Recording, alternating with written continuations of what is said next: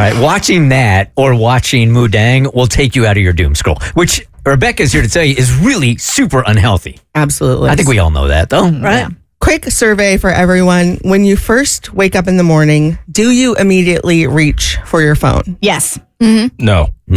Wow. Do you guys?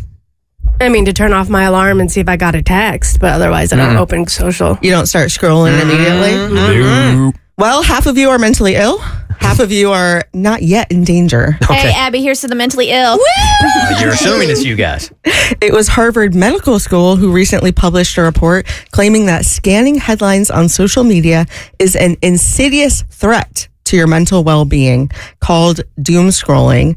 And you guys talked about it yesterday. Cassie, you mentioned that you've considered quitting social media for good because of what you see on there. Yeah, it's just an influx of negativity. And don't get it twisted. I'm not talking about ignoring everything going on in the world. It's just the salacious headlines are meant to make you click things. And so things it's doom. It's all doom and gloom, and it's too much. And it's the way it's reported also with the obvious slant, There's no bias out there. What are you talking about? Right. Probably a good idea to quit, but unfortunately, some of us can't quit social media, like me, for example, because of job. It's in your title. No, that is an excuse. That is an excuse. You don't need to be doom scrolling first thing in the morning for this job.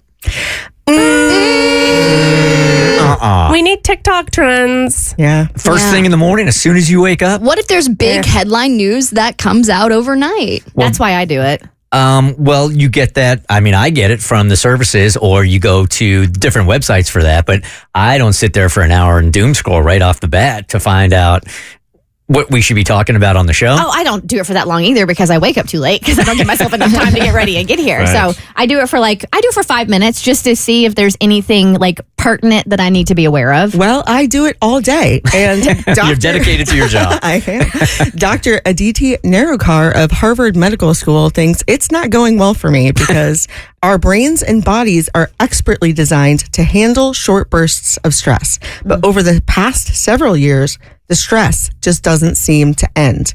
This constant consumption of distressing information leads to both mental and physical effects. I feel it. Like I feel it like as far as not just nationally but universally that we are now inundated thanks to the internet and now social media with so much news and a lot of it being bad because that's the clickbait stuff and that's the stuff that sells that I feel like everybody's pinging. Like everywhere you go, everybody's just pinging and we're one little nudge from just falling off the cliff. That's so funny you say that because there's now a new condition called popcorn brain, which is a biological phenomenon where it literally feels like your brain is popping because you are so overstimulated by what you're seeing online.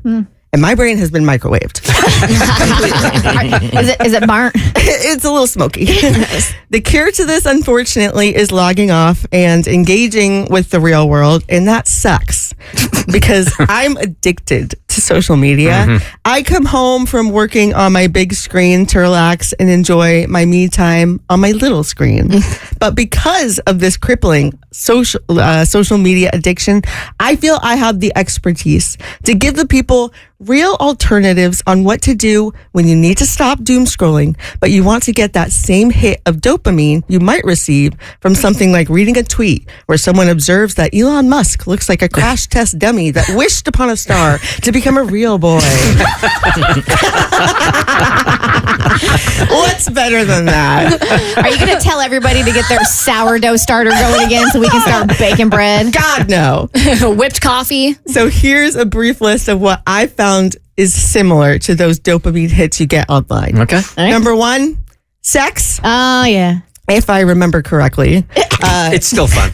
Yeah, I've heard it's fun. It releases good endorphins. Unfortunately, that's not really an option for some of the involuntarily celibate people like me and Abby. Involuntarily. So if that's not an option for you, go look at your dog or look at your cat. Literally just look at them and acknowledge their presence. I noticed you didn't say kid because that'll Some days good, some days bad. Sometimes that's not a dopamine hit. Sometimes it's a cortisol hit. Could be an option. Yeah. Close your laptop, put on some headphones, take a long walk, and listen to a podcast. I actually have a great one to recommend. It's called The Bert Show. If you're listening to this on The Bert Show podcast, then you're from the future, and I need you to listen to me closely. Take out your phone. DM me the winning Mega Millions numbers. I'm talking to you specifically. All right, when all else fails, there's one thing you need to buy. Do you guys know what this is? A box. It is a little box. What's in the box? Is it that little knitting thing? Okay, this is a blind box, and I am obsessed with these. They are little collectible toys from either Japan or Korea. They are mysteries, and on the sides, they have a bunch of little characters that you can find within the box. The theme of this box is potatoes in the bathroom. Here's what you need to do. What? Look at the side of the box. This is potatoes in the bathroom. I could get potato drying hair, potato brushing teeth, potato shaving, or tater on the toilet. Tater on the toilet. Ooh, is it tater on the toilet? Make a wish. Give me tater on Tater on the toilet. Tater on the toilet. Give me tater on the toilet. What is it? All right, here we go. Who is it? Oh, we're cutting open the package. I gotta cut it open. These are the kind of events that happen to me when I'm on Delta 8. Come on. And I didn't take anything this morning. All right, come on, tater on the Tater toilet. Come on, toilet. tater on the toilet. It's potato blow drying her hair. I'm disappointed. It's just like the internet.